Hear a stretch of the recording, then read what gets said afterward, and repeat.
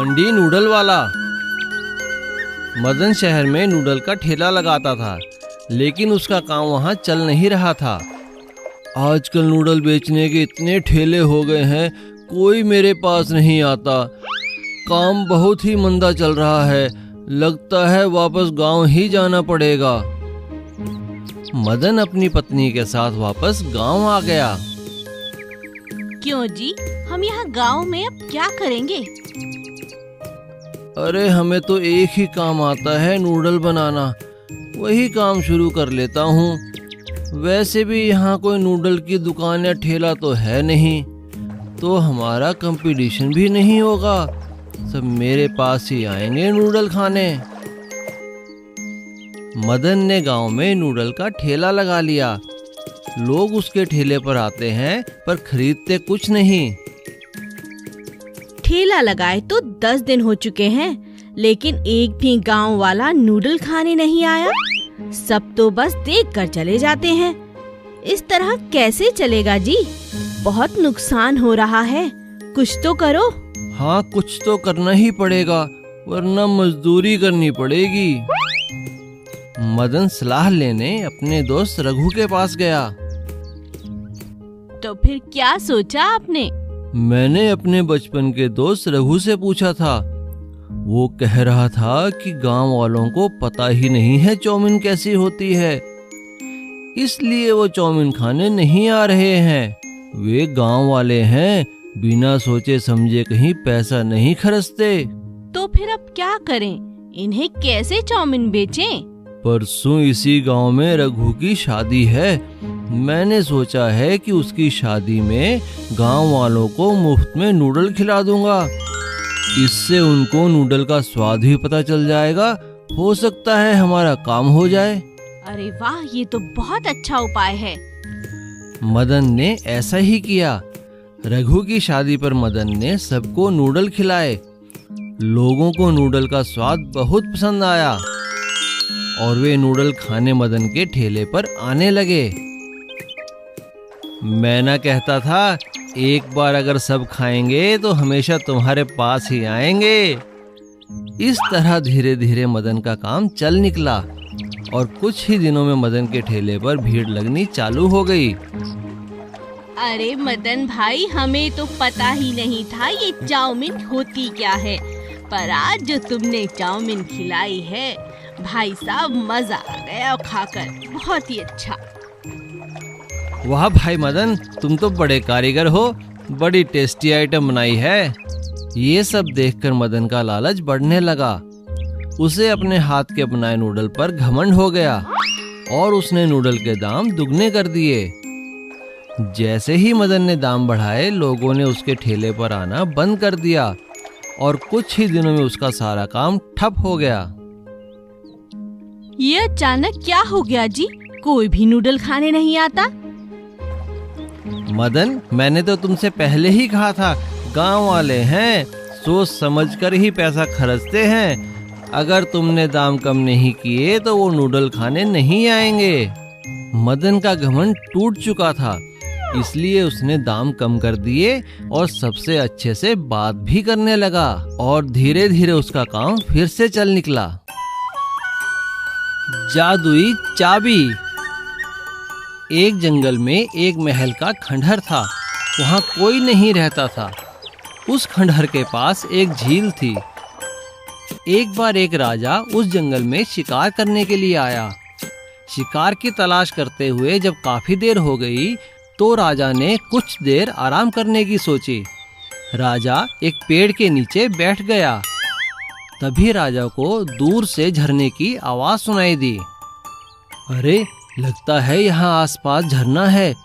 चलकर देखता हूँ और पानी भी पी लेता हूँ। राजा झरने के पास जाता है। वहाँ उसे पेड़ के नीचे एक साधु बाबा बैठे हुए मिले। लगता है ये साधु बाबा ध्यान में मगन है।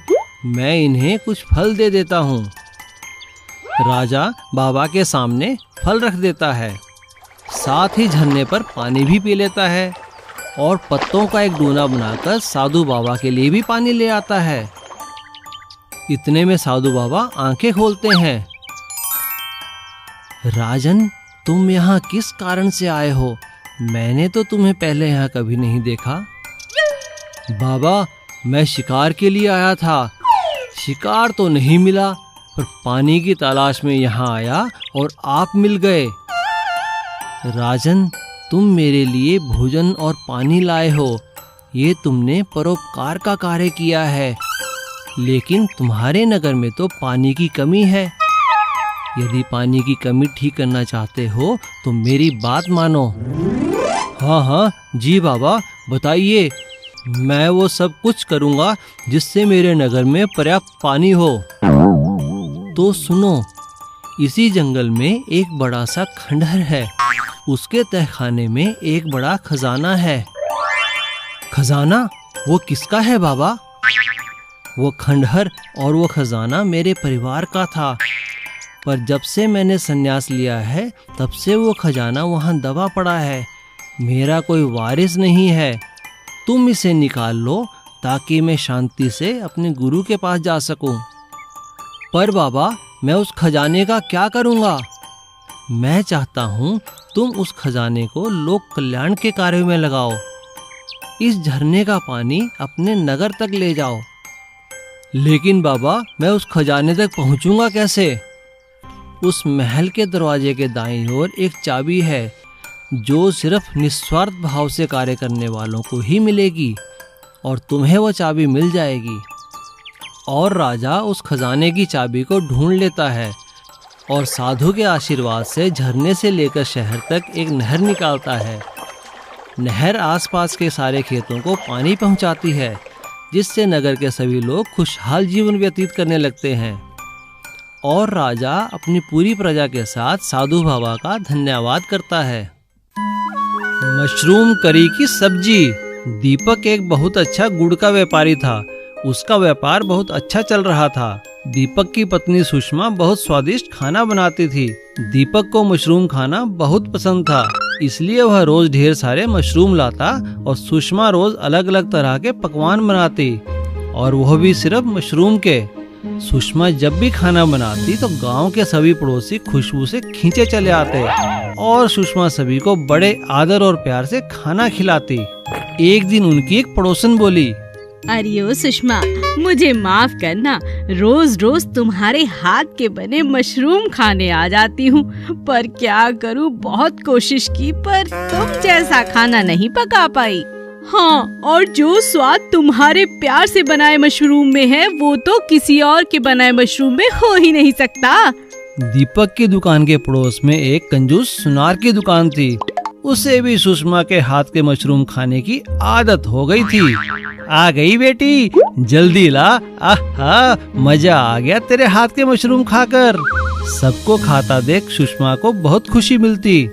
एक दिन दीपक ने सुषमा से कहा, मैं शहर जा रहा हूँ, आने में देरी होगी, अपना ख्याल रखना और आराम कर लेना। कोई जरूरत नहीं है किसी और के लिए खाना बनाने की। सुषमा उदास हो जाती है।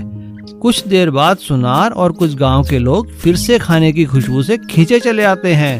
अरे बेटी, आज तुम दुकान पे नहीं आई तो मैं ही चला आया। यहाँ से गुजर रहा था तो सोचा मिलता भी चलूं और कुछ खा भी लूं। सुषमा ने खुशी खुशी सुनार को खाना परोसा।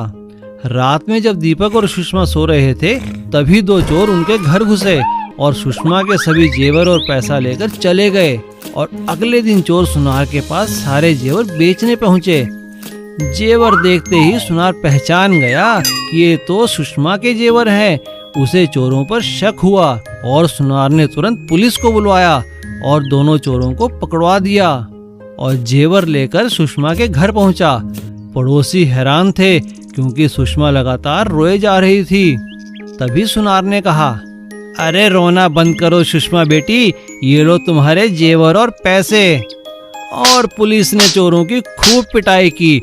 दीपक को भी अपनी गलती का एहसास हो गया था।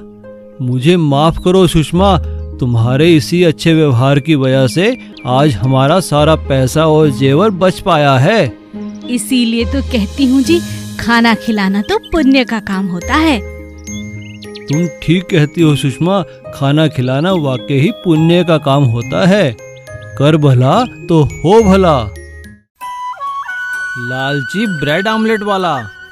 चकरपुर रेलवे स्टेशन पर एक छोटू नाम का लड़का उबले हुए अंडों का ठेला चलाता था। उसे सिर्फ अंडों को उबालना ही आता था और ग्राहक भी उबले अंडे बड़े चाव से खाते थे।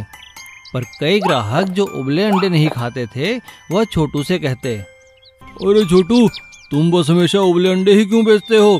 क्या तुम्हें ऑमलेट बनाना नहीं आता?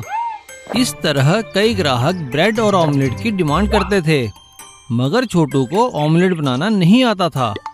तो उसने सोचा, अगर मैं ब्रेड और ऑमलेट बेचना शुरू कर दूं तो मेरा धंधा और भी बढ़ जाएगा। छोटू एक दिन बाजार में एक ढाबे पर काम करने वाले अपने दोस्त शंभू से कहता है, अरे शंभू, मेरे ठेले पर काम बहुत बढ़ गया है, मुझे कुछ दिन के लिए तुम्हारी मदद चाहिए।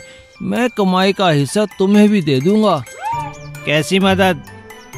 तुम तो जानते हो मुझे ऑमलेट बनाना नहीं आता। अगर तुम मुझे ऑमलेट बनाना सिखा दोगे तो मेरा काम अच्छा चल पड़ेगा। हाँ हाँ, क्यों नहीं, मैं कल ही ढाबे से छुट्टी ले लेता हूँ। शंभू कुछ दिन की छुट्टी लेकर अब रेलवे स्टेशन पर छोटू की मदद करने लगा। अब छोटू का काम भी दुगना हो गया। हर कोई उसके ब्रेड और ऑमलेट की तारीफ करता। मगर शंभू बहुत चालाक था। उसने छोटू की उबले अंडों की कला भी सीख ली और उसके सभी ग्राहकों को अपने ऑमलेट की आदत भी लगा दी। एक दिन शंभू छोटू से कहता है, अच्छा दोस्त, बहुत दिन हो गए, अब मैं वापस अपने ढाबे पर जा रहा हूँ। शुक्रिया शंभू। शंभू के जाने के बाद छोटू ने खुद ही ऑमलेट बनाना शुरू किया, लेकिन वह अच्छे ऑमलेट नहीं बना पा रहा था। अरे भाई, ये कैसा ऑमलेट बनाया है? इसमें तो मिर्ची ही मिर्ची है। अब ग्राहक छोटू के ठेले पर न जाके पास ही खुले नए ठेले पर जाकर ब्रेड, ऑमलेट और उबले अंडे खाने लगे। अरे भाई, कहाँ जा रहे हो? ऑमलेट नहीं खाओगे? अरे नहीं, तुम्हारी दुकान से ऑमलेट कौन खाएगा? हम तो पड़ोस के ठेले पे जा रहे हैं। देखो वहाँ वो लड़का खड़ा है टोपी और चश्मा लगाकर, बहुत ही स्वादिष्ट ऑमलेट बनाता है और उबले अंडे का स्वाद भी वैसा है जैसा तुम पहले देते थे। वो नए ठेले पर जाकर उससे बात करने लगता है। तभी अचानक एक गाड़ी उस ठेले वाले को टक्कर मार देती है और उसका टोपी और चश्मा नीचे गिर जाता है। छोटू यह देखकर हैरान रह जाता है कि वह कोई और नहीं, उसका दोस्त शंभू है। मुझे माफ कर दो दोस्त। छोटू बिना कुछ कहे अपने ठेले पर वापस चला जाता है और दिन रात मेहनत करके अच्छा ऑमलेट बनाना सीख लेता है और फिर से उसका ठेला खूब चलने लगा। सीख, लालची इंसान को मेहनत वाला इंसान हमेशा हरा सकता है। Please subscribe.